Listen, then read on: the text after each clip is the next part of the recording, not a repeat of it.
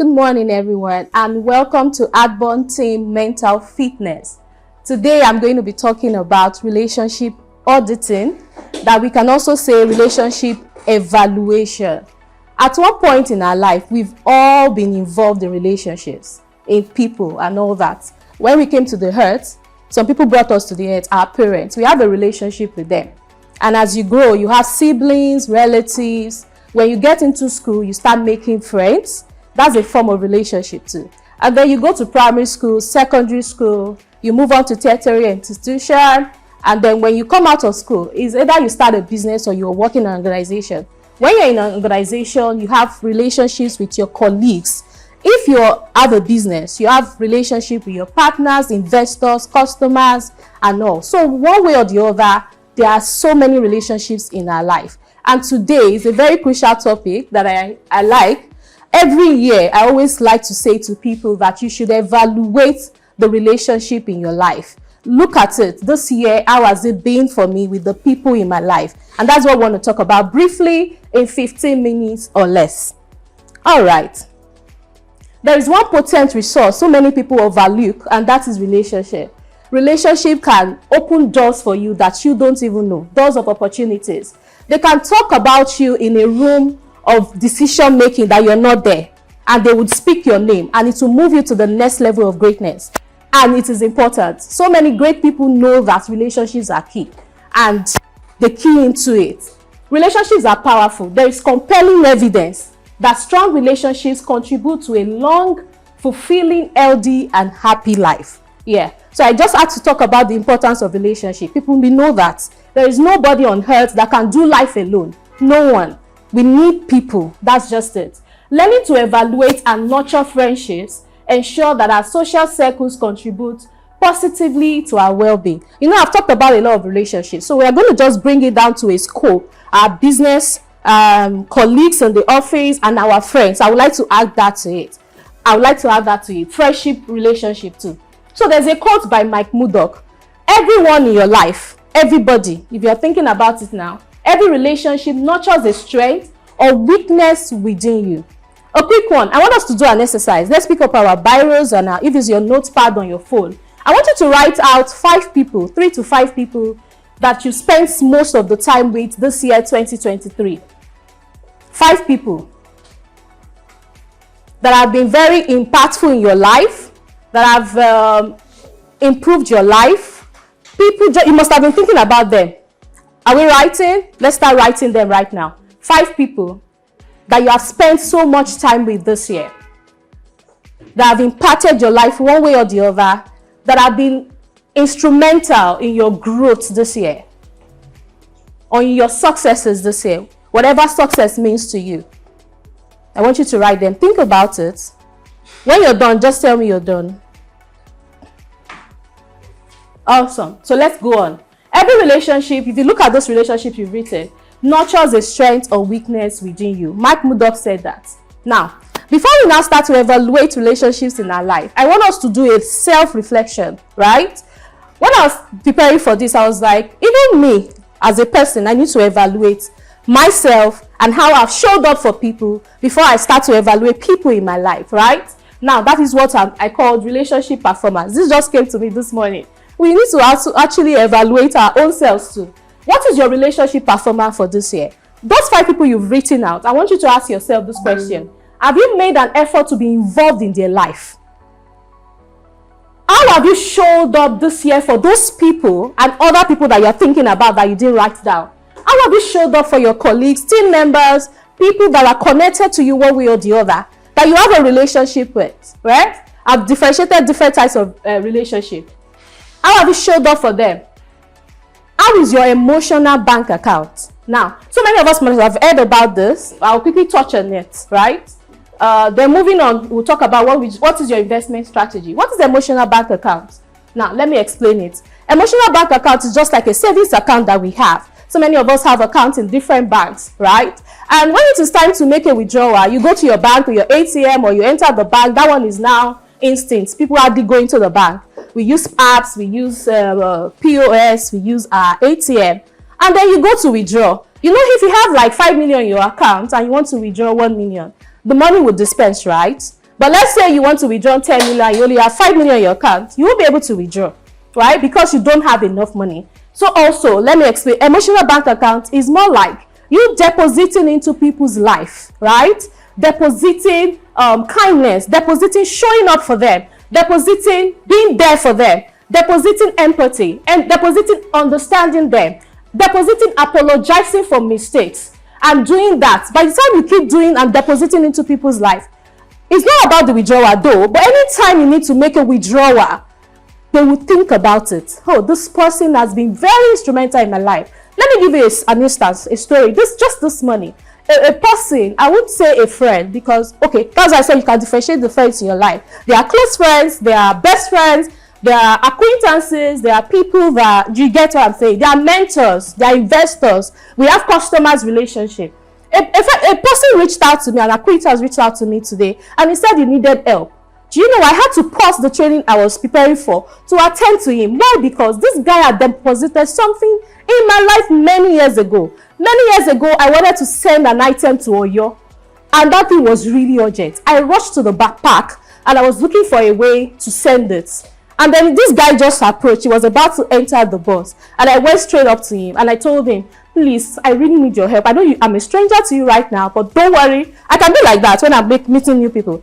I'm a stranger right now, but we'll soon be friends. But I'd like you to help me send this thing to you. Please take it with you. He said, I don't know you. What's inside? He checked it and it's okay, it's legit.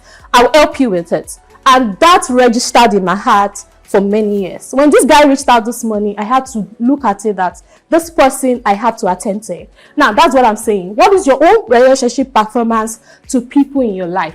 Emotional bank account. And if you have not been filling the account, emotional bank account of people that matters to your life, you need to start making investment strategy. The reason I put this word investment, we are in a wealth organization, and one of our term is investment. Even in relationships, you need to invest. Everything that would work, somebody has to work at it. Nothing works without anybody working at it. If your relationship, your friendship, any kind of relationship, partnership will work, you have to invest. Now, quickly moving on. Loyalty equation. Have you been loyal to people? Have you been loyal to the relationship that matters to you? How do you term being loyal? Authenticity. Authenticity. Did I get it? Authenticity. Okay. Consistency, value, over time. That's what we term loyal. How have you been consistent, showing up for the person?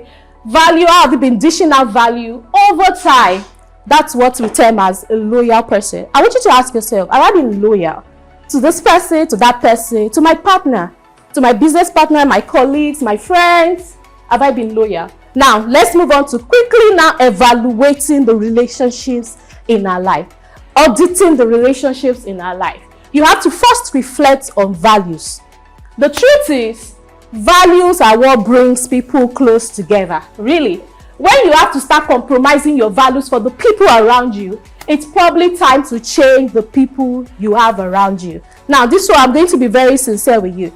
Every year as a teenager, one thing we were taught then is when it is time to, this December, you tabulate. You're going to get to that. But the friends that added into your life, the ones that have just been negative. Now, look at the way we've been doing that since I was, I think, 13 years old or so. And that is what we are going to be looking at. That is what this training is also about.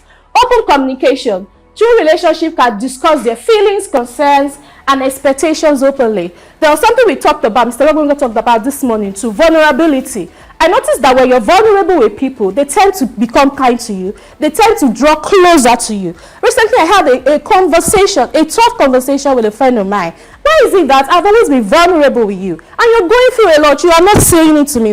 It's one-sided. If this relationship is going to work, you also have to be vulnerable to me.